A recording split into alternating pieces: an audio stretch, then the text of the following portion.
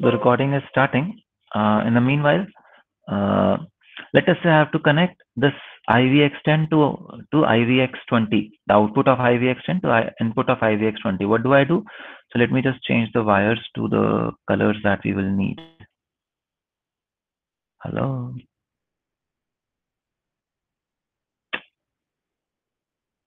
Well, let us say this is metal 3.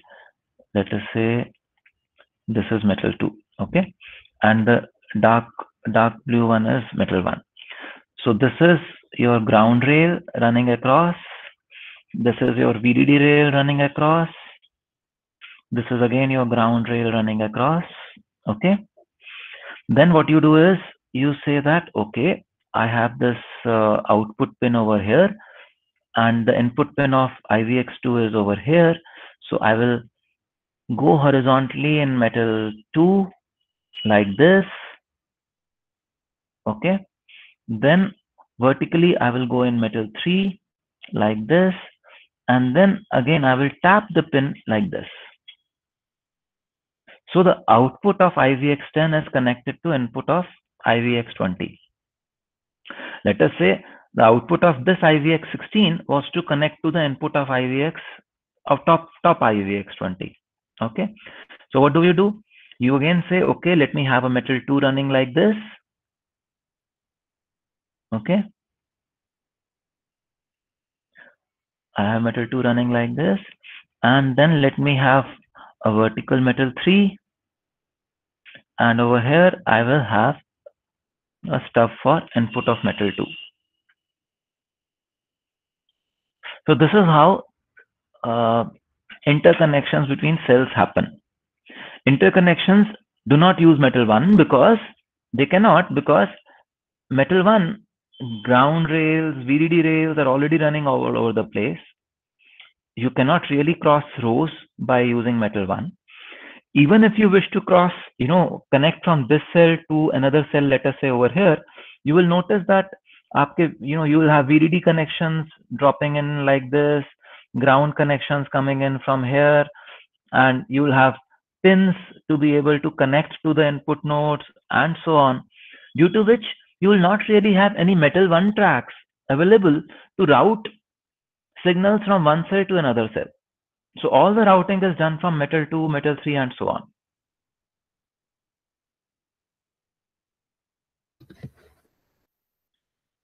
Does that help answer your question?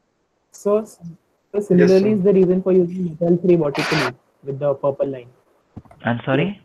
So like same is the reason for using M3 in the vertical line, like the purple line, like which you said that you'll have many lines coming in horizontally and vertically. Yeah. So what is done is that you decide directions. You say metal 2 is horizontal, let us say, and you say that metal 3 is vertical. Now what happens is, now you can really talk of it in terms of tracks. You can say that, okay, in one track I had this layer, in the other track I had the stub for the metal 2, in the third track I had this. So this is where it is, this is the availability of routing resources that you have. अगर आप metal 2 को vertically horizontally दोनों, if you start to route metal 2 in a zigzag serpentine manner, then what happens is, just like metal 1, you will end up blocking metal 2 also. Suppose over here, instead of using metal 3 to connect from one cell to another, I had used metal 2, let us say. Now do you realize I could not have routed this other metal which I was otherwise routing? So it has blocked all the tracks in this region. Yes, sir. So we always decide which direction any metal would run. Metal 2, if we say, is horizontal, then metal 3 will be vertical, metal 4 horizontal, metal 5 vertical, and so on. So Okay. Can I ask a follow-up question? Mm-hmm. So if that is the case, why don't we also define something called as standard cell width to maybe, like, satisfy the vertical tracks which you might have, or like you. Okay. So that standard cells need not have a common width, because it need not have a common width, because if you have a bigger standard cell, you will simply go like this. You can still abut. Acha, yes. height was a problem because of the VDD and the Height is ground. a constraint. Height is a constraint because I need to abut and I need to share VDD and ground rails. Right. Width is never a constraint. So I can go to IVX 400 also. So over here, I'm not sure if you noticed, IVX 20 was slightly bigger than IVX 16 and which was again bigger than IVX 10. So IVX 400 will be huge in size because it has a very big driver. 400 is the load. It is the drive strength. Okay. The maximum load it can drive. Mm. So IVX 400 will be huge in size, but I can still go to that because width I have no problems. Height, because I need to abut, height has to be consistent and constant. In fact, we would in the project you may have noticed I have talked about double height cells. So, and which we discussed also in the class last time, where we said that just for being able to make larger transistors, some cells are made like this, where the N well is in between, and you can put NMOSes on both the sides. This allows very big PMOSes to also be designed without worrying about half DRC at this interface. Okay.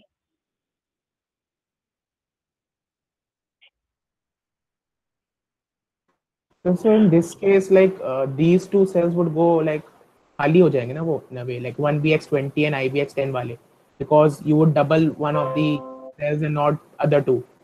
So, I mean that area is kind of wasted in a way. खाली नहीं रहेगा. They will be used like they can be placed like this. What I do is I notice that okay, so now there is this empty space over here. So I will put a filler cell over here. I will put a cell which would connect the substrate. The well tie I can put over here because I see some open space there. So but in that case we would have wanted the top वाला जो आपने भी नया box बनाया है अभी, उसके top पे कोई वीडीडी रेल जाए मेरी या ग्राउंड रेल जाए. अब वहां पे हो सकता है कोई डिफरेंट रेल जा रही हो, बिकॉज लाइक एंड लाइक बीच में आपकी कोई अभी जो आपकी डार्क ब्लू की एक रेल जा रही थी वीडीडी वाली. हाँ नहीं, तो ये ऐसे कंटिन्यू करती हैं. The dark blue rails will continue like this. This would go over the other.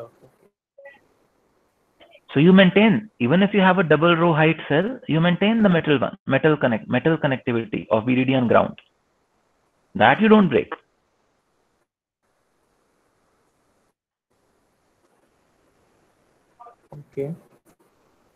Okay. So anyway, if it's a PMOS, you will need VDD connection somewhere, hopefully or probably. So you just drop a contact over here and you have VDD connected to this device. Doesn't change anything for you. Right. Okay.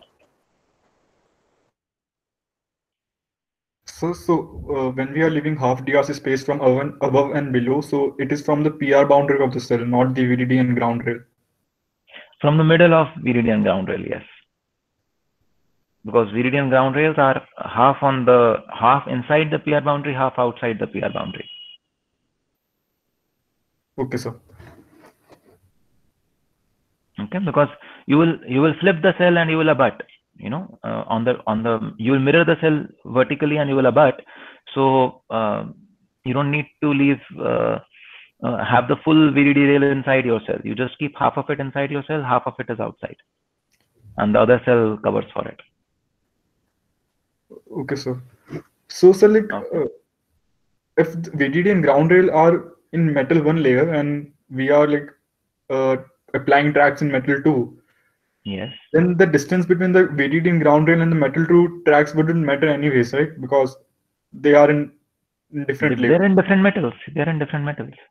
So then why we have to need anyway? We have to leave half DRC also. Because you need to leave half DRC for the metal 2. Metal 1 की तो हम बात ही नहीं कर रहे DRC की. So is it like that? Because like if we abut the cell, then it will be half DRC from one cell and half DRC from another cell. So it will be full one yes, DRC. Full DRC between them. Okay. Yes. Okay. Yes, sir. Anything else on the mid-semester paper?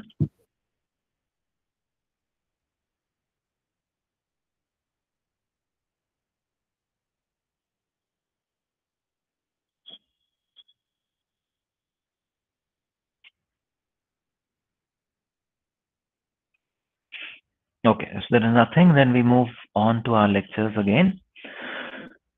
So let me present the slides then.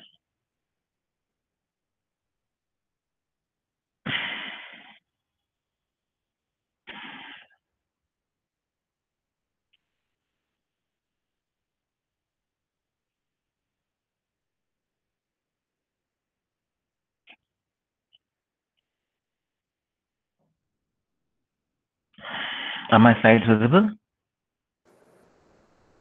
Not yet. It's coming up. Okay. So in the last class, let's do a quick refresh. In the last class, we had looked at different modes of dynamic power consumption, where we said that dynamic power consists of switching power and short circuit power.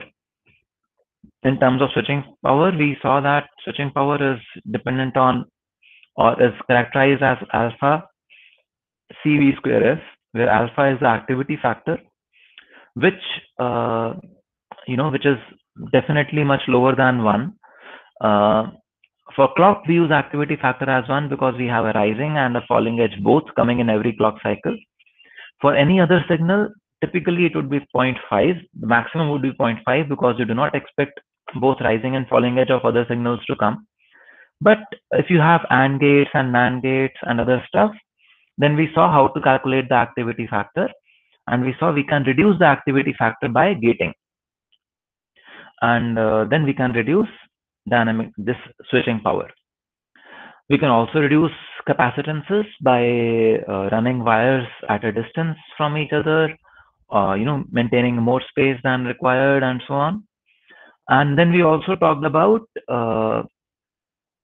dynamic voltage and frequency scaling scenarios, where if you have, we discussed your cell phone example, and we saw that if there is a very light load on the cell phone, then the cell phone operating system senses that, and it reduces the operating frequency. Now, since the operating frequency is lowered, the system also realizes. So that is the first benefit is as soon as you lower the operating frequency, you reduce power linearly. So that immediately happens. But then the system waits for some time and sees that, okay, it's operating at low frequency and it's working fine for already, 10 seconds or 15 seconds or so on, whatever the operating system has been programmed to look for. And then it says, let me also lower the supply now, because at this kind of low frequency can be achieved at much lower supply levels also. So I reduce VDD also, and I get an additional squared gains in overall power consumption. And therefore, DVFS is commonly used across almost all advanced SOCs. Okay. And then we looked at short circuit power, which is the time, or which is the power that is consumed when we are both NMOS and PMOS are on in a CMOS circuit. And we also discussed that if we keep transition slopes to be good, this power is negligible, less than 10% in comparison to the switching power. And therefore, a very strong recommendation to keep transition slopes to be good. And then we saw that if we can get a rough estimate of the switching power by estimating alpha, some numbers for capacitances, we did an example, and we saw that we could, without even making the layout of the chip or doing anything, we can get a top level view of what kind of power consumption would happen there. Am I right? Any questions from that lecture? Yes, sir. I have 2 questions. Can Yes, I ask please. Yeah, please. Yeah. So, sir, I was looking at the Veste, like the book. They actually give a formula kind of a thing for a normalized energy, where they actually use a kind of a formula with summations and everything. So, can you just go over that formula once, or is it not really important as of now related to our topic of discussion? So I don't find it relevant to our topic of discussion, Swapnil, because my idea over here is to give you a feel of where power gets consumed, and then focus on how to reduce it. If you really need to estimate power, I would rather say go and simulate, because any other model that Veste uses, they are hardly accurate. Okay. So if accurate jana hi nahi hai, when you cannot get accurate results from those formulae, then why, at least I'm not interested in banging my head on those. I would rather give you an intuitive feel so that as designers you understand the concept of where to reduce power and how to reduce power, rather than get entangled in the intricate and arcane formulae. Okay, okay. And so there was one another question, like while talking about the DBFS, the book also like kind of shows a graphical analysis of the normalized energy versus a rate of kind of a reduction in power, I guess, with the scaling of and everything. So they talk about some term over there called three-level thread or thread, something like that. So I was not actually able to understand that concept, that graphical figure, if you are aware of that. So I'm maybe sorry, can you repeat what was that? Three it's called level? diethyred, DITHERED, something like that. Voltage diethyred. That is what the term was used in the book. So they show a No, graph. let me check. Let me check. I have not seen that. It might be something very specific, or it might be generic also. I do not know. I have not seen. So let me just check and let me revert to you on that. Okay, sir. Okay, but you do understand the benefits of DVS, that it leads to threefold benefit in terms of energy consumption, because it reduces frequency, and also a squared benefit comes from reduction in voltage of operation. Yes, so that is what I'm talking about, which Anuj has wrote on the chart. 3 levels dithered. So Yeah. dithering is a term. Dithering is a term which is used to. Okay, so I get that. What this essentially means is, let me show it on the slide. Look at it like this. My system load may say that I can operate at, or let us say that the best frequency that my circuit can operate at is 2.4 gigahertz. Okay. Now I start to reduce the load, and I realize that 2.2 gigahertz may also be sufficient for me. Or I reduce further and I say that, okay, now 2.0 is also sufficient for me. Then I say I reduce further and I say or let us say 1.95 or 1.96 gigahertz is also sufficient for me. 1.88 gigahertz is also sufficient for me. You see, as I am reducing the load, I will go through all these transitions where I would see the system would sense that a lower frequency will work for it. Are you able to see this? Yeah. However, it is like if you allow the user to, or the system to, if you have to enable the system to go to such granular, such fine granular frequency hopping, then it becomes very difficult. Then your overall system overheads increase significantly. So what you do is you say that, okay, I will operate at 2.4 gigahertz, or I will operate at 1.8 gigahertz, or I will operate at, let us say, 0.9 gigahertz. Let us say. Okay. And now to operate at 2.4 gigahertz, the designers have signed off at 1.36 volts. For 1.8 gigahertz, they've signed off at 1.2 volts. And for 0.9, they've signed off at 1.0 volts. Let us say. So now this can be called as 3-level dithering, where we say that I will switch between these 3 modes. So dithering is a term used to represent these steps. So when it mentions about 3-level dithering, it must be talking about one particular chip which had 3 levels of dithering. But Yeah. as a designer, you may want to add more levels of more steps there. But adding any more steps comes at a cost, because you have to have a voltage regulator which would be able to give these 3 or then 4 or 5, these many different supply levels on demand. So your voltage regulator becomes more complex. Your PLL also needs to generate multiple frequencies on demand. Okay, so your PLL and the clock generator circuit also becomes more complex. So system overheads increase as you go to more levels of dithering. Okay, I get it, sir. Okay. Anything else? No, sir, thank you.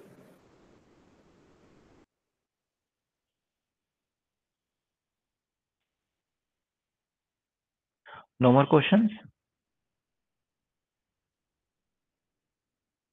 Great. So now we move to the next part of our power consumption estimation, which is static power. And static power, again, let's go back to that same example of 1 billion transistor chip. And now let us say that I have two kinds of devices on my chip. One is normal VT and one is high VT. So in your technology 65 nanometer, normal VT is referred to as standard VT. So you will see SVT devices. There is a high VT device and there is also a low VT device in that particular technology. Okay. So this is the leakage per millimeter for these two devices. Obviously, high VT device has lower leakage. High threshold voltage means more control on sub-threshold current. And let us assume that high VT devices are used in all memories and in 95% of logic gates. Okay. Let us also assume that gate leakage is 5 nanoampere per millimeter. So over here, notice I'm saying millimeter, not micrometers. We are talking about millimeters. So we're talking about chip area, largely chip area. Okay. And then junction leakage we say is negligible, because in this particular technology, let us say we are not applying any forward body bias or anything like that. So junction leakage is not bothering us. Okay. So how do we estimate the power? Now to estimate the power, we go back to the same example and we saw that for the normal VT devices, you would have 50 million devices on the logic side. The average size of the logic device was 12 lambda, as we had discussed then. This was the technology number where we said that this is what will tell us about the area or the size of the device, what lambda means. And this is the number of devices. 5% of devices are normal VT. Okay. So I get this kind of average width for the normal VT device, or the total width for the normal VT device. Going to the high VT device, we said, okay, 50 million into 12 lambda into 0.95, because 95% of devices are high VT for the logic. We said all the 950 million memory devices are high VT. So all the 950 million, and the average size of memory device we agreed was 4 lambda. And therefore we get the overall width for the high VT devices. Then all that you need to do is simply calculate the current, and you will be able to know whether your static power is within budget or not. Are you able to see this? Now again, we have not drawn anything. We've just used some iteration earlier. You know, we used a chip of a previous technology to estimate what would be my what is my average length, average width of a device, and I simply use the technology number now, and I could estimate what is my power consumption, or what would be my static power consumption of this chip when it is fabricated in this particular technology. Are you able to see this? Any questions here? This is very much like the dynamic power example we did in the last class.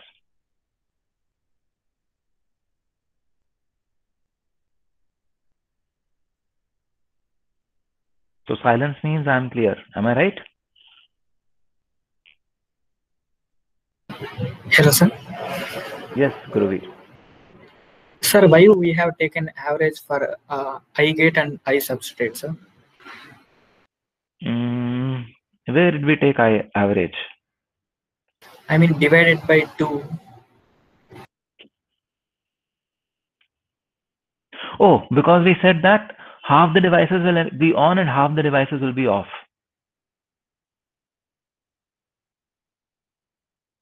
If there's an inverter and you have an output 0, then you know that the NMOS is on.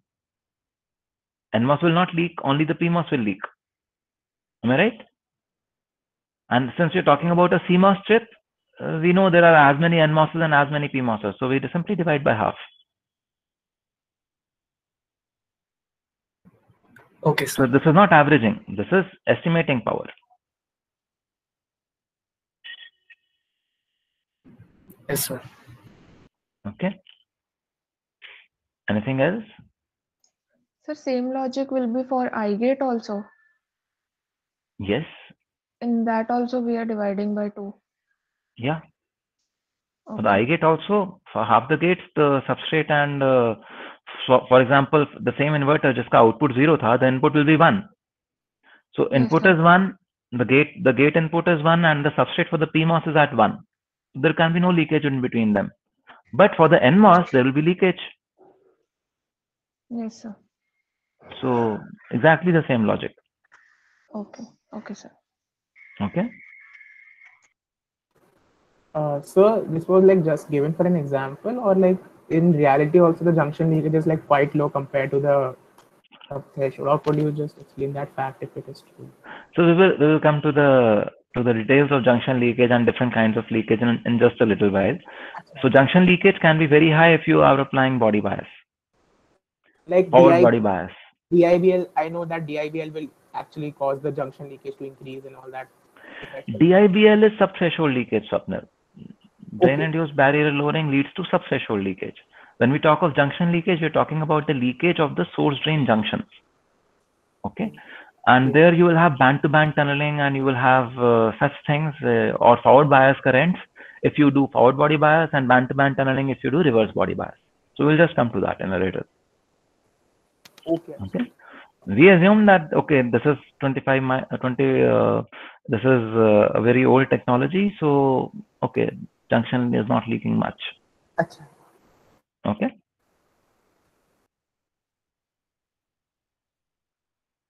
So let's move forward. So that was what I was saying. We will look at the leakage sources. So first and foremost is subthreshold leakage, which all of us know, because we know that we cannot really turn off and on the transistors immediately. Gate leakage is the tunneling that happens to the gate dielectric. We already discussed that the gate dielectric is just a few nanometers thick, 10 or 15, 20 angstroms thick, just 1 or 2 nanometers thick. So tunneling starts to happen across through the gate. Then junction leakage, that's what we were just talking about, because the PN junctions are reverse bias junctions and they have a reverse bias diode. Diode still has some diode current. This becomes very important if you apply forward body bias to recover yield, as we had in our exam, or if you apply further reverse body bias again to reduce leakage or to recover yield, then this leakage component can start to increase. And now we will just look at what all different things contribute to the subthreshold conduction and gate leakage. Okay. So first is subthreshold leakage. So in this context, I believe all of you must have seen this formula in one of your earlier courses, that the subthreshold leakage current is exponentially dependent on, let us say, VGS, the voltage at the gate. So if you reduce the voltage at the gate, it would exponentially reduce. It also has some dependence on VDS. Okay. And you see there is some dependence on body also. Are you with me? So there is some semblance of dependence on the gate drive, the VDS, and the substrate voltage. And there is a very significant dependence on VDS, because if both drain and source are at the same level, then there will be no leakage. Then there cannot be any leakage. That was why in the initial example we had done divided by 2. Okay. So I'm not going to the derivation of this equation, but I want you to understand that this equation represents all these effects that we just talked about in the form of a model. So this is the model of your device in subthreshold region. Are you with me? Any questions?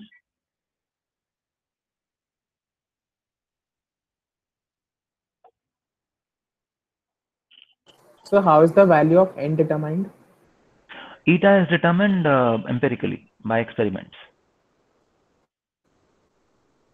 Sir ये सब threshold leakage जो हो रहा है sir, ये किस किस terminals के बीच में होगा? Subthreshold leakage is between drain and source. Drain and source, like sir मतलब चैनल के थ्रू? Yes. और So channel के through regularly आप anyway charge conduct करते हो.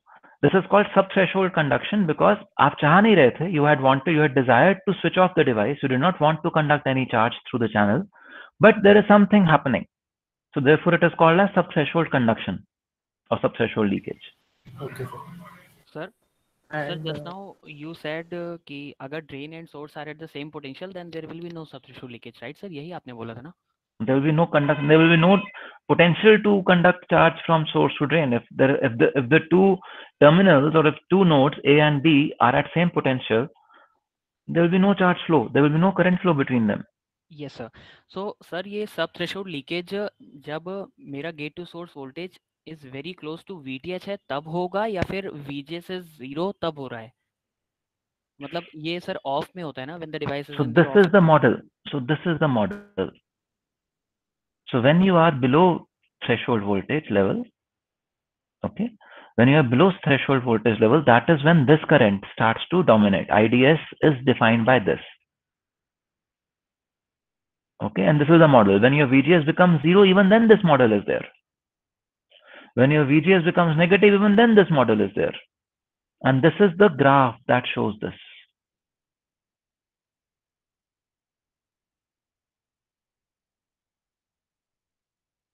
Okay. Okay, sir. So all these equations that you study, they are simply models of what is observed on silicon. They've tried to curve fit it. Long back, 20 years back, you would not have seen this eta VDS component over there at all, because no one talked about drain-induced barrier lowering. But today you talk about drain-induced barrier lowering, so you have this thing there. Okay. So over here, what is it that you are looking at? Yes, there's a question. Yes sir. Sir like ऐसा हो सकता है क्या कि किसी circuit में कि सब थ्रेशोल्ड लीकेज की वजह से, जैसे हम हमेशा इन्वर्टर का एग्जांपल कंसीडर करते हैं, तो हमारा लॉजिक लेवल डिग्रेड हो जाए, इतना हाँ. प्रोमिनेंट होता है क्या सर ये effect? Yes. Okay. Leakage can have very detrimental effects on your circuit's stability. Yes sir, like we are having a charged capacitor and जब हम उसे एक्सेस करें तो वो पहले ही जीरो हो चुका है. Yes. You left a capacitor charged, now you accessed it after say 1 millisecond and there is no charge there. Yes sir. है ना? DRAM is a very classic example. You have to refresh the DRAM after every stipulated amount of time, which is dependent on temperature, because leakage is very strongly dependent on temperature. Yes sir. है ना?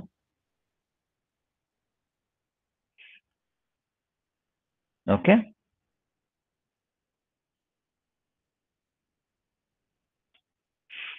So this is the model.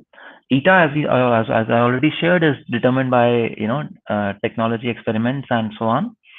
And we will come to why this DIBL is happening or why this DIDL is happening. But we have already discussed about the concept of subthreshold slope, haven't we?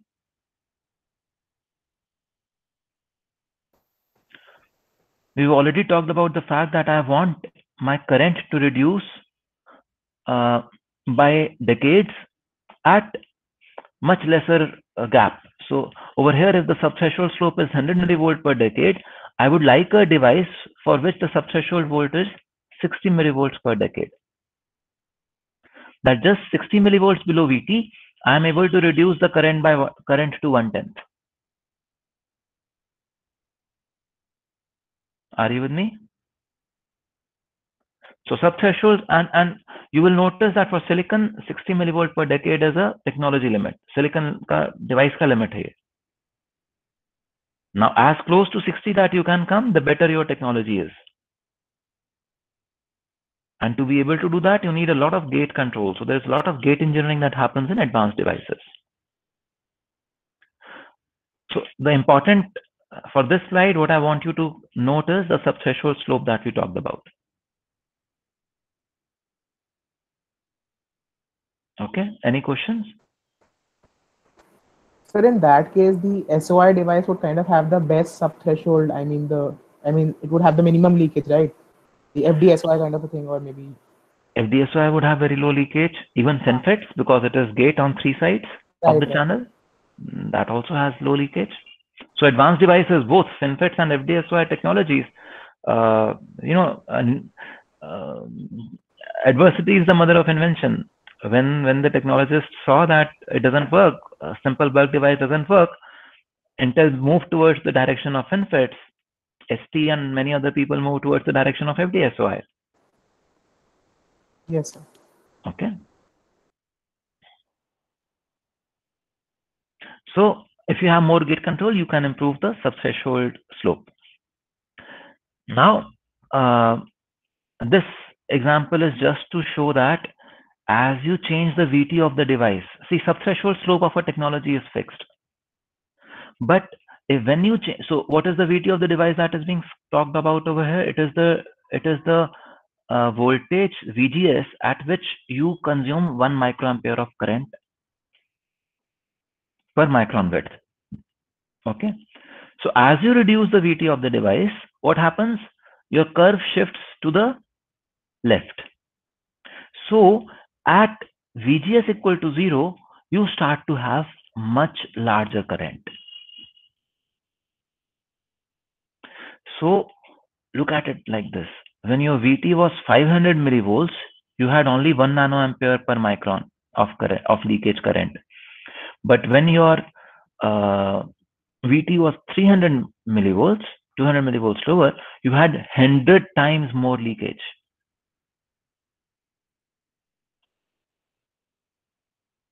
Are you able to see this?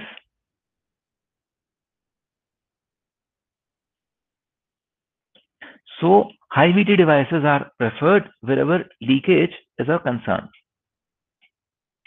So is there any device where leakage is not a concern?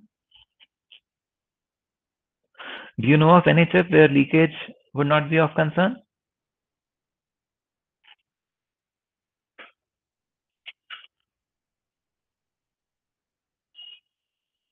Hello? So the chip that has high threshold voltage. No. Oh, I'm looking for an application, not a chip. Okay. Looking at an application, I would design my chip, is it not? So can there be an application where leakage is not a consideration for me?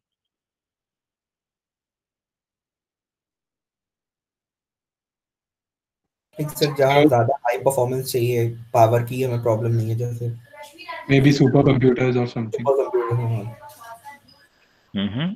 So all these server class systems which are used in your Amazon cloud and Google cloud and all that, they are constantly on, is it not? 24 hours a day they are on and they're operating at their highest frequency.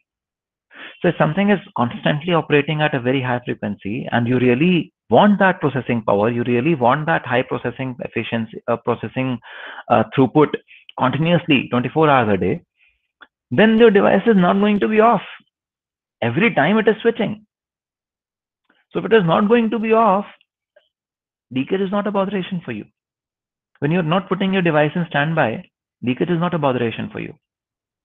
So all these server class systems, the ones that you use in your data centers and everything, for them you will see that they're almost always designed in LVT devices, so that they are able to operate at maximum frequency.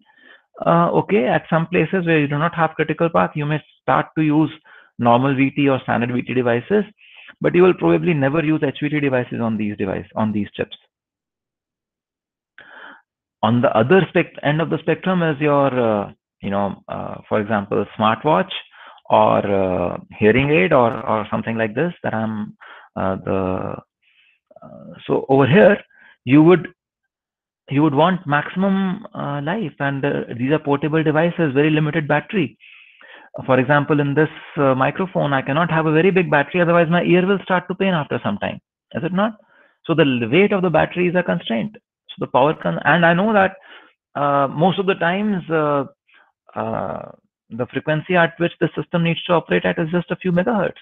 It does not need to do any processing. इसको बस microphone की तरह से कुछ काम करना है और speaker की तरह से कुछ काम करना है, that's it. So you will use HVT devices in something like this. In a pacemaker, for example, which has to operate at a few kilohertz frequency, you will definitely use ultra high VT devices. Okay, so because you don't need speed, but these are portable devices, these are life critical devices, for example a pacemaker, where you want to extend the battery life to as much as possible. Even if you can conserve 1 picoampere of current, you would want to do that. Okay, but in server class systems, leakage is not a botheration for you, so you'll use Sir, LVT devices there. sir, Yes. this HVT and LVT are high voltage threshold devices and low voltage threshold devices, right sir? Yes. तो sir जब हमने threshold voltage की value बढ़ा दिया तो हमें voltage की requirement भी बढ़ गई, तो फिर इसमें तो पावर कंजम्पशन तो बढ़ेगा ही ना, No, तो ये लॉन्ग लास्टिंग I कैसे say that I will operate at 1 volt only. Okay. I say that I will operate at 1 volt only. I'm not changing the supply level. Who said change the supply level? At the same supply level, use a HVT device. You will reduce leakage. You will reduce power consumption. Okay, sir. है ना? Sir, Yes, Swapnil? so like now these days, like wouldn't you also have like multi-threshold devices and multi-threshold CMOSs? They are being fabricated, like they support high and low VT, both kind of a thing. So same device would not do that, but Not you know, device. हाँ, so In a cell kind of a thing, maybe you have many devices in a chip or maybe in a socket. तो अभी मैंने अभी यही तो example दिया that probably somewhere you will use normal VT devices even on a server class system. What does that mean? That a chip has multiple VTs. अभी जो हमने अभी example ही करा, where we said 95% of devices are HVT and 5% are NVT. Right. So that is a multi-threshold device. So multi-threshold तो बहुत common है, मतलब वो तो होगा ही होगा. What I'm asking you is, yeah. I mean, actually, I was thinking about from the fabrication point of view. I mean, fabrication and stuff is बहुत ज़्यादा वो नहीं हो जाएगा in a way, complicated in a way. Maybe for the multi. It's like using multiple steps to dope. Some devices you will dope more, some devices you will dope lesser. So you have different masks for different VT of devices. आप भी जब अपना layout बना रहे हो अभी, तो you must be using those SVT mask or NVT mask or something like that.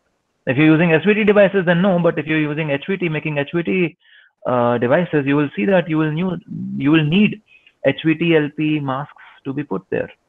So there are different mask steps. It increases the cost, but the benefits are worth it because you reduce leakage significantly, or you enhance the power performance significantly by using LVT devices, for example. है ना? Yes, sir. So that's a part of the chip cost that you will assume that. So when you will be asked to design a chip as a chip architect or a chip designer, whenever you will be asked to design a chip, you will be given a power budget.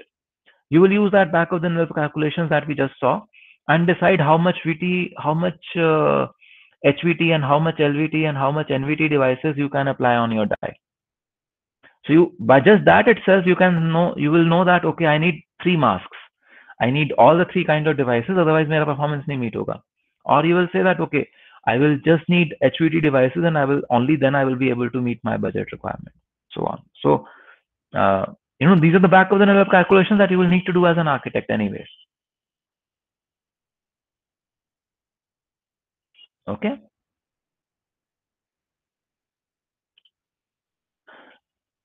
So now we come to drain-induced barrier lowering. What do you understand by drain-induced barrier lowering? You must have heard this term earlier, some of you. So what do you understand by drain-induced barrier lowering?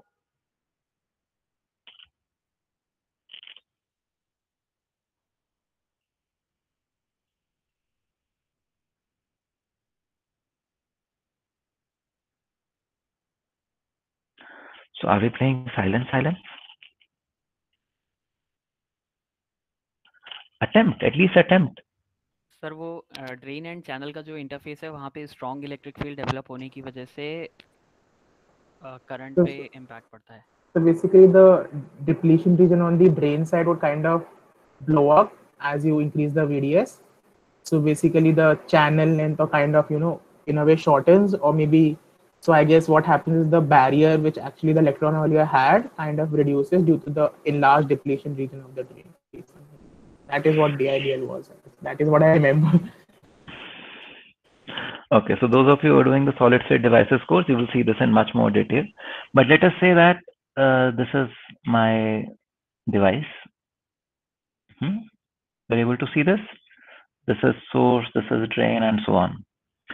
So if it is a long channel device, you apply voltages on source and drain and the gate, you will see that for a transistor, for an electron to move from for an electron to come from source to the drain region, it needs to cross a barrier. Okay, so this is the barrier. However, when you apply a large VDS over here, you see that the drain, so jitna bhi hai potential hota hai, this is already shown in the opposite direction. So when you apply the positive voltage on the drain, so this thing starts to fall. So this barrier is like this, okay, and so on. So till the time you have a very long channel device, you notice that even by applying a full VDS like VDS equal to VDD, the barrier that an electron will see remains same. However, when you come to a short channel device, then when VDS is low, when VDS is almost zero, you see that this is the kind of current. Okay, but when VDS goes to 1 or slightly starts to go to 1, you see that this is the kind of this is how the drain voltage would change. So do you notice that the height of the barrier has reduced over here? It was this height earlier, but in short channel devices, because source and drain are so close together, when you apply some voltage to the drain, it starts to lower the barrier that an electron will see on the source side also. So more electrons can now jump and go to the drain. Are you able to see this? I'm just trying to visually represent something for you. Sir? Yes. You are saying that there will be a barrier for the electrons, but actually if you look at the electric field will be from drain to source. So why should there be a barrier? In fact, the electrons will be it will be better for the electrons to move towards the drain as the electric field is from there is drain. A channel region. So there is a channel region in between, which is so your source and drain are say N type, and the channel region is P type. So the channel region does not allow or does not have the way the channel region and the gate is biased over there. There is a barrier. So when you will turn the gate on, this barrier will go away anyways. But now we're talking about the gate being off. The gate being off means there is a barrier which prevents charge from flowing from source to drain. Electrons from moving from source to drain. So why do we care if the gate is off? Then why do we care whether the barrier is low or high? Because anyways the electrons won't be. Yeah, that is what I'm telling you, Rohit. So when the gate is off, this barrier is ideally like this. Okay. Are you able to see the line that I am kind of overlaying over? Yes, sir. Yes, sir. Now, when I reduce the drain voltage, or when I increase the drain voltage, the drain terminal starts to go down. Because I'm increasing the drain voltage, the terminal would start to go down, move down. Now, in a long channel device, the distance between source and drain is such that while it starts to go down, the barrier at the source end still remains intact. So when an electron wants to jump from source to drain, it sees a barrier, it cannot really jump. My subthreshold conduction is low. Okay.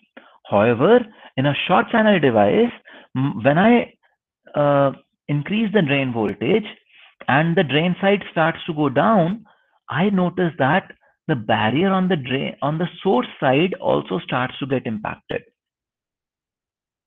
So electrons which had much lesser energy can also now jump and move to the drain. Already there is an electric field there. And already there is an electric field which would push the electrons from source to the drain. And now the barrier has also reduced. So many electrons will start to jump and go. So gate is not effectively turning off. Okay. Yeah. So this will be some kind of a leakage if. Yes. So when your VDS was 0.1, look at this graph, the lower one. When your VDS was 0.1, your current at VGS equal to 0 was only 2 nanoampere per micron. But when VDS went to 1, this current increased to 27 nanoampere per micron.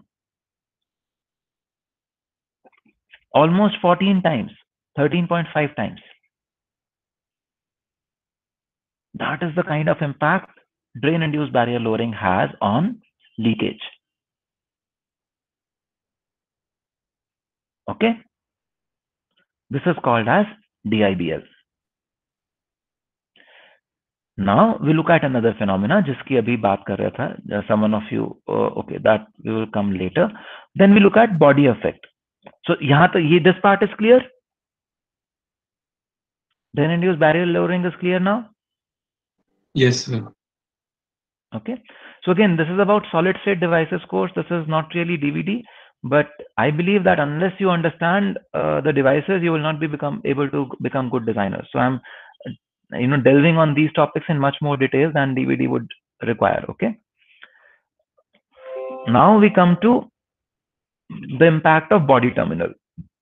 So we know that the threshold voltage of a device is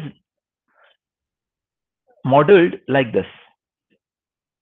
Over here, there is a VSB term. Okay. So this VSB term for low level of source bias, we would say that this effect, this gamma, is multiplied directly with VSB. Okay. So we can just simplify that equation to something like this. So this equation where you had the surface potential plus VSB minus the under root of surface potential plus VSB minus under root of surface potential, we simply apply Taylor series expansion on it, and we say that since VSB is very small, we are not really talking about very large VSB values. Let us say that there is some body bias or efficiency of the backgate, and with that efficiency, my VT would shift. Okay, and this efficiency is largely dependent on the doping and the gate engineering that you have done in the channel region. Okay, so what do you see with this? When you will apply forward body bias, what happens? VSB becomes negative, your VT reduces, your leakage would increase. When you apply reverse body bias, you can reduce the leakage. Now, if you look at a NAND gate stack, let us say both the inputs are 0, you notice that there will be some voltage Vx over here. So while for this particular device, VSB is clearly 0 because source is also at 0 and body is also at ground. For this particular device, what is VSB?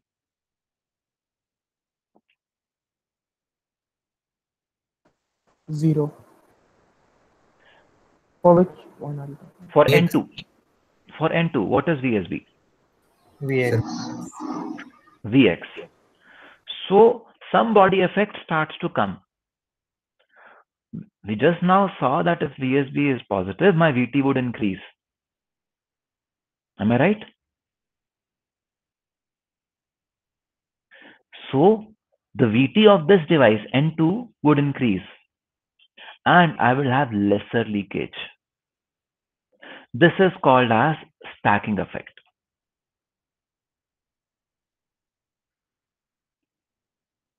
Okay. Now, what does this mean for us? For us, it means that the leakage of a NAND gate will be dependent on the state of its inputs. Because Vx, and suppose N1 is 1. So Vx is also equal to 0. There is this N2 is not reverse biased then. Suppose B is also 1. Then Bz is also equal to 0. Even N3 is not reverse biased. So you will see that when your devices, when your inputs are 1, 1, 1, 0, let us say, the leakage is high.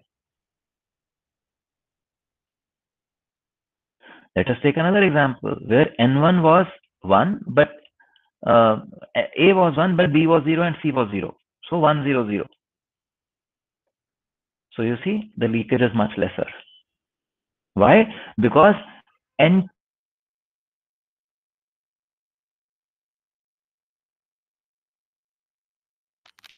So you are not audible.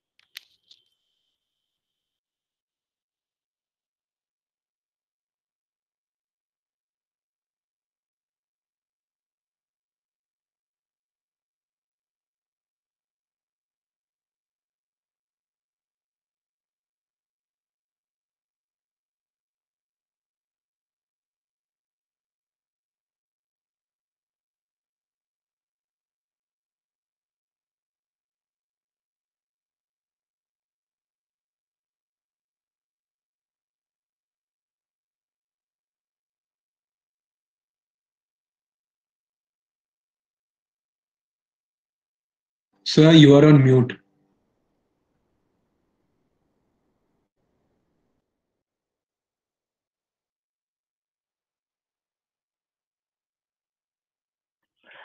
Yeah, I'm sorry, I did not realize that I had gone offline. So till what point were you able to listen to me? Sir, when you considered the case 100. Okay, so you were there till 100. Yes, sir.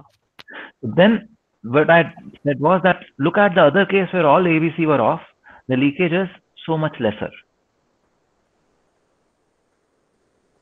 Okay, so this is the effect of stacking, or this is the benefit of stacking that we can get to reduce leakage. But what this also means is that the way my inputs are, the leakage can be very, very different. So when you characterize a NAND gate, you have to characterize the leakage part for different input combinations. Any questions? Well, I was not able to fully comprehend why the 100 cases leakage was lesser than multiple one. So let us say A is 1 and Yes. B and C are both 0. Okay. So it means Vx is 0. Vx is 0 means that N2, there is no stacking effect. But Vz is not 0. And N3 will have some stacking effect on it.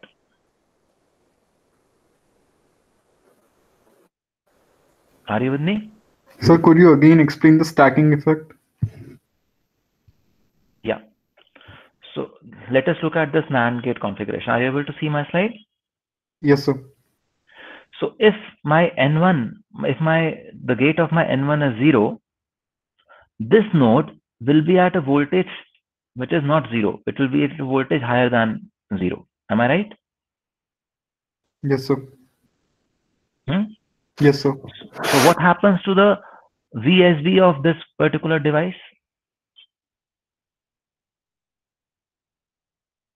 This particular NMOS, N2, what is its VSB? The body is at 0. The source is Vx. at Vx. So VSB is? Vx.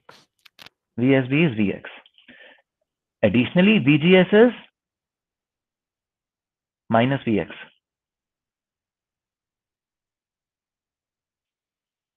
VGS is no longer 0. VGS is also minus Vx. So what happens? We looked at this. We saw that due to VSB being positive, threshold voltage would increase. Threshold voltage increase means subthreshold currents would reduce. Additionally, VGS is also negative. So the leakage through this stack will be much lesser than a case where the input was 1. Let us say the input to N1 was 1. What would happen then? Vx will go to 0. Vx goes to 0 means VBS is 0. So no stacking effect happening. No change in VT happening. No change in VT happening means the same leakage happens. Even VGS remains 0. So even through the gate, there is no benefit of leakage.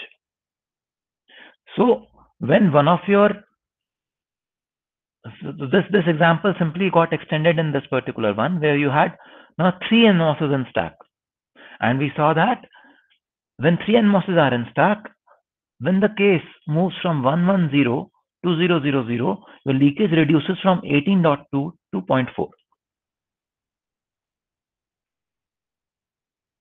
Are you able to see this? Yes, sir. Now it's good. Thank you. Sir, in the previous slide,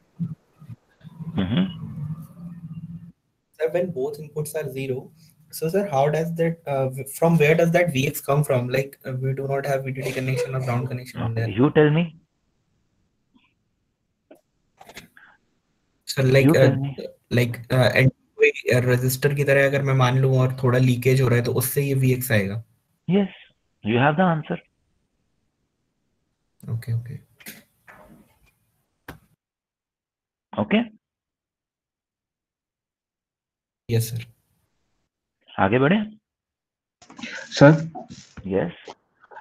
sir एक doubt ऐसा था कि हम अगर जो सब threshold की यहाँ पे बात कर रहे हैं तो हम ये बोलते हैं कि अगर VT से थोड़ा सा कम अगर वोल्टेज जा रहा है तो तब भी करंट फ्लो करता है.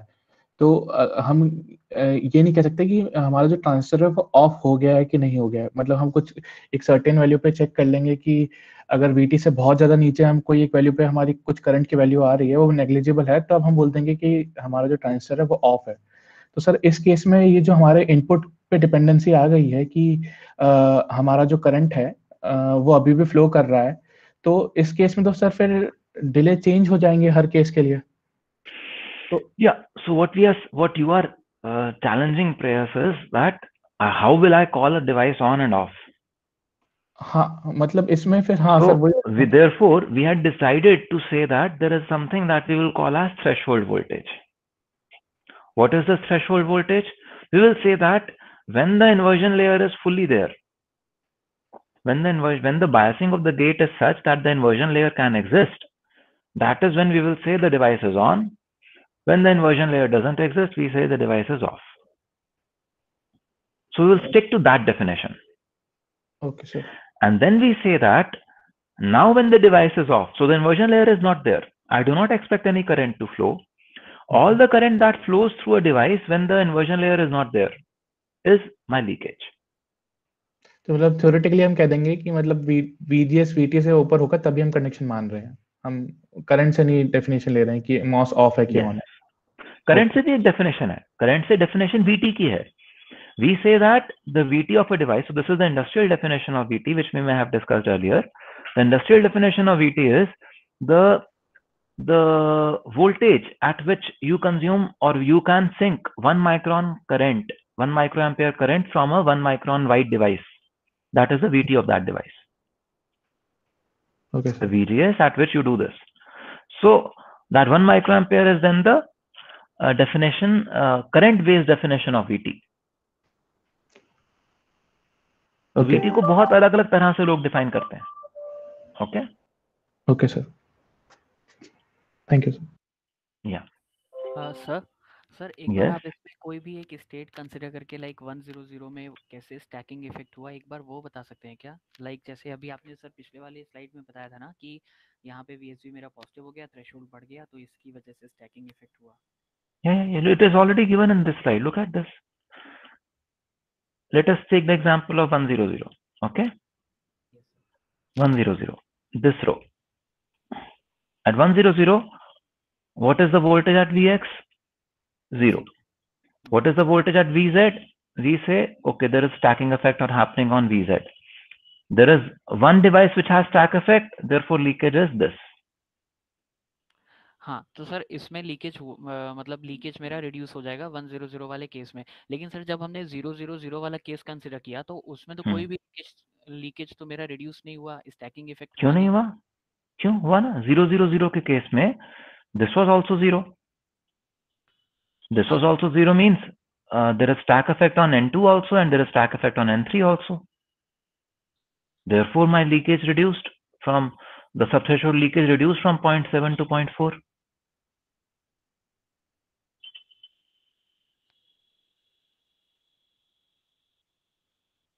Who said leakage didn't reduce? Leakage to reduce हो रही है.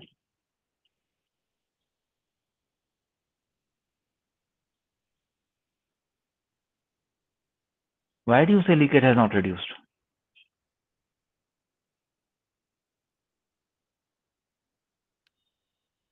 Leakage is reducing, Anuj?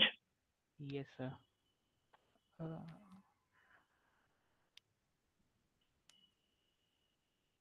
Okay.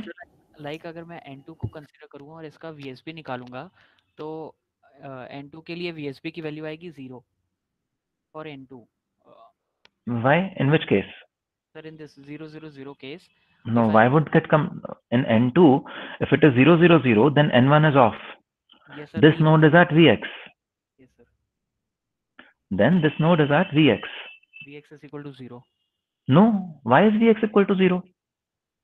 This is not on. N1 is off. Yes, sir. When N1 is off, Vx cannot be 0. Yes, right. Okay. तो ये वजह से VSB में impact पड़ेगा, ठीक है सर? है ना? When N1 is off, then Vx cannot. Only when N1 is on, Vx will go to 0. When N1 is 1, that is when Vx goes to 0.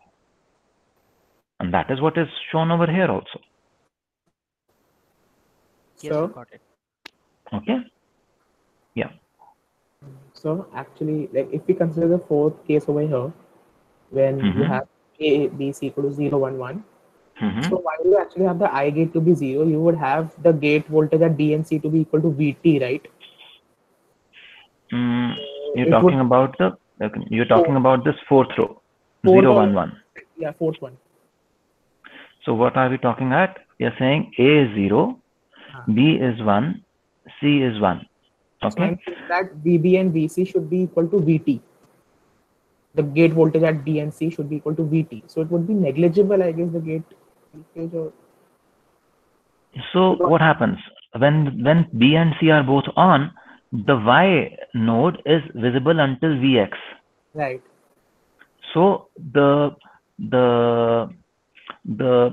potential difference across the gate is only Vt. Exactly. Tunneling doesn't happen. See, gate leakage is because of tunneling. For tunneling, you need to have sufficient drop across the two terminals. Vt is not sufficient, so there is no gate leakage. It is not linear dependence, na? Tunneling to ho rahi hai ya nahi ho rahi. It is a 0-1 kind of a thing. So VG as soon as you have VG equal to greater than 0 का मतलब ये नहीं कि leakage होगी. I mean VT से dependent होना चाहिए tunneling. Yes. So it is about tunneling. What is the voltage on the gate and what is the voltage in the channel? Over here, the gap is only Vt.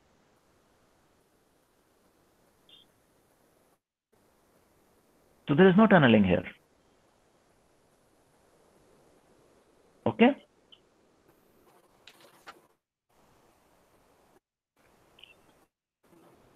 Is that clear? Okay. Okay. So now how to control leakage? Okay, we already discussed this. Use multiple VT devices, use stack effect, decrease VB. जो अभी हमने discuss करा, simply you implement those techniques, you will be able to reduce leakage. Okay. This is gate leakage, which we talked about just now, where we said that it is dependent on tunneling, and these are technology constants. So tunneling will happen only when there is sufficient voltage across the gate and the channel. If that doesn't exist, there's no tunneling there. Okay, and it is anyway negligible for very old processes, but it is very significant for new processes. But in the new processes, we have started to use high K dielectrics, due to which physical gate oxide thickness is again increased beyond 20 angstroms, and therefore the advanced processes also do not have tunneling problem. We saw tunneling problem peak in 45 nanometer, and then from 28 nanometer on, people started to use high K metal gate dielectrics. Okay, Intel already started to use high K metal gate dielectrics in gate stacks in 45 nanometer. Okay, so this is junction leakage. I'm just worried. I do not want to keep you from your next class.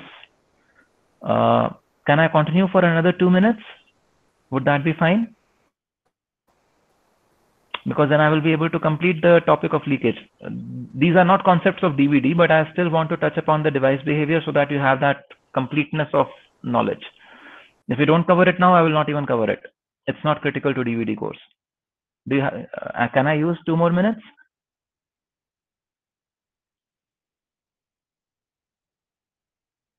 Yes, sir. Okay. So this is the junction leakage, where we talk about band-to-band tunneling and gate-induced drain lowering.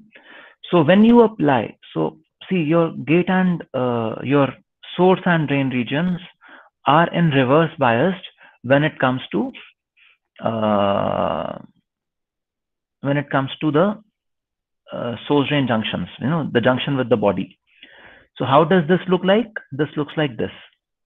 The band diagram looks like this. Okay.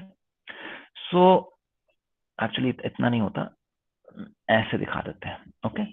Now what happens is that typically your valence band over here and the conduction band over here are not aligned. Typically, if an electron has to tunnel from this diode dielectric, it would be a forbidden region over there, so no charge flow happens.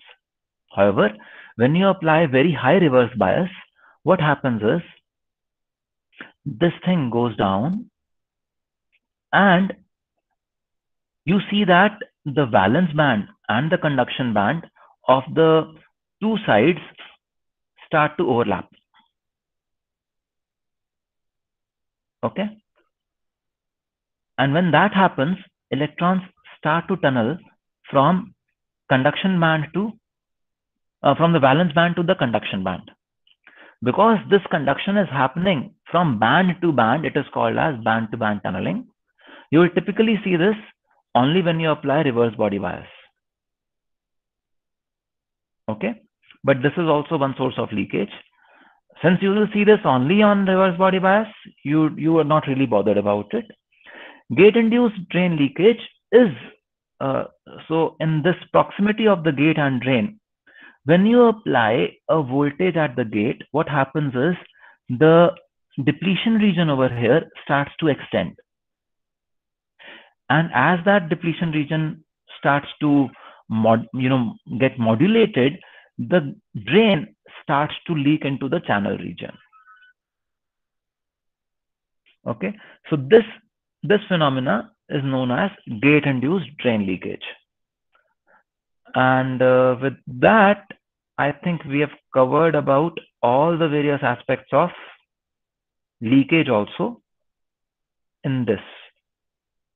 And in terms of reducing leakage, as we said, if you bring in a stack effect, you will be able to reduce the leakage. So power gating is very commonly done to bring a VDD intermediate at the supply level and reduce leakage of the overall device. Okay. So I'm sorry I just rushed through to the last part, but again, these are not specific to DVD topics, so it's okay. You don't get impacted. But if you have any questions, you can ask me. Those who wish to leave can leave. I will keep the recording on for others.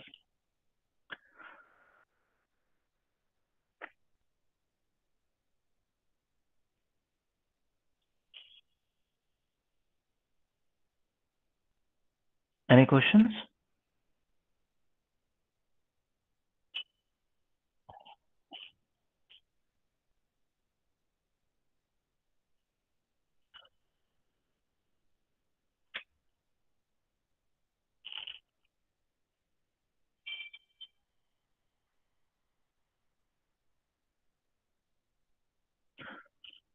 So if there are no questions, then we can leave.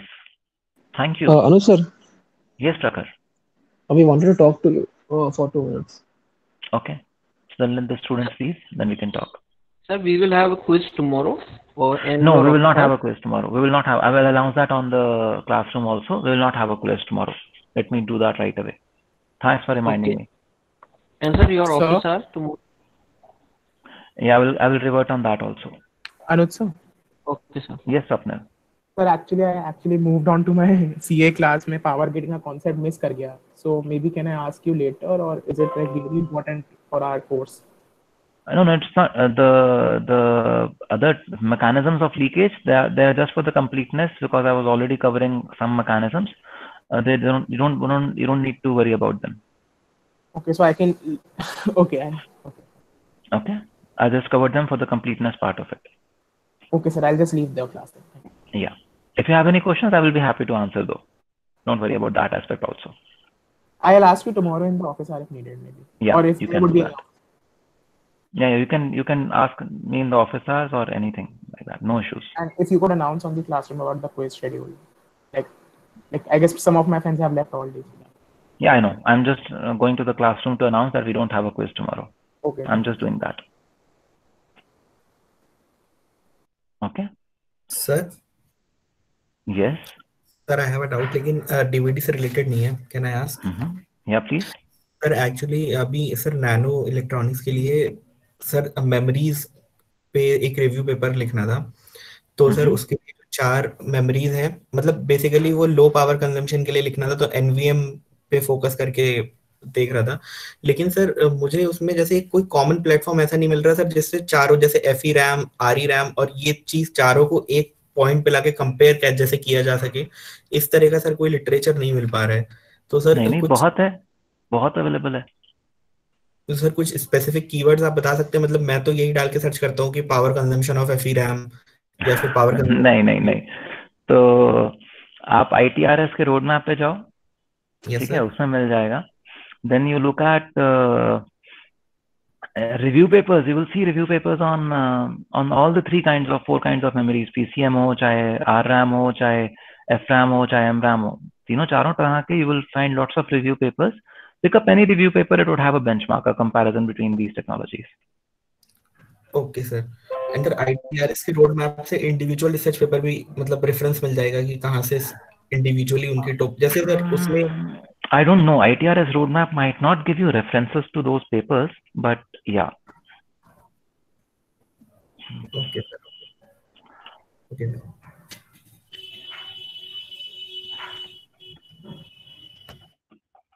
ठीक है.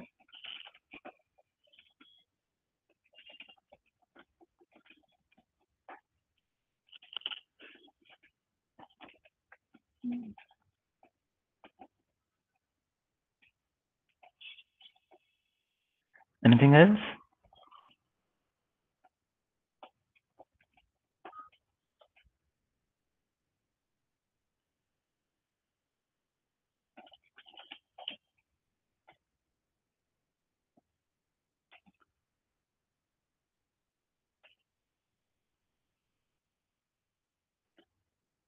Aditya, if you have a question, you can stay, otherwise you can leave. Let me stop the recording anyways.